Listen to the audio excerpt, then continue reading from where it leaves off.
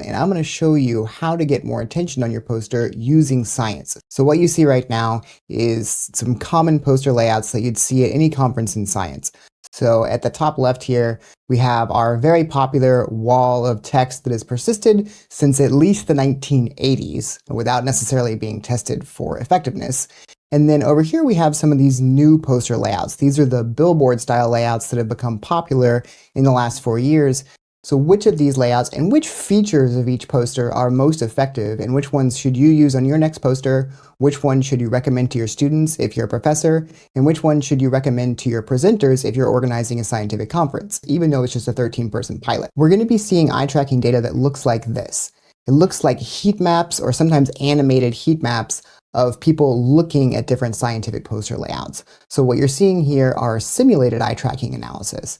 So they're what machine learning algorithms think people will look at on these different poster layouts. I want you to notice two things when you go through this eye tracking data. What you're looking for first is the focus of the pattern. You see how this pattern on the right is really, really focused? And on the left, this wall of text pattern is like really scattered in attention?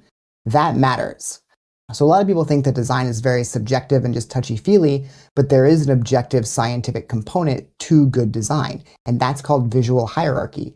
It's how well a design directs the eyeballs, takes your eyeballs on a tour. And what they found, study linked in the description, is that in a good design, a lot of people will look at parts of the design in the same order.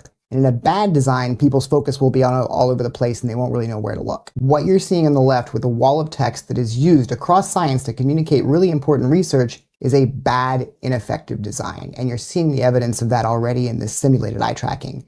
This scattered heat map is a symptom of visual clutter.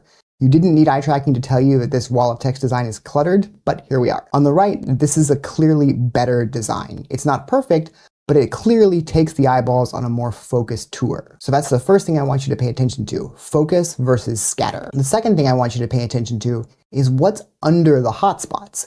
So if you only read the hotspots on these posters, what would you take away? What would you learn as a scientist?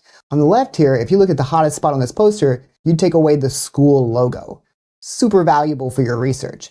On the right, if you only look at the hotspots, you'd be taking away like the main finding, a key figure, the method summaries, one of the graphs. That's a lot more useful information. So we want to design posters that take the eyeballs on a tour of useful information. I want to show you the winning poster first. In all the posters we tested, this is my personal recommendation after seeing the eye tracking data come in. I want you to feel what it feels like for a really effective design before we get into the rest of them that are going to be less effective than this.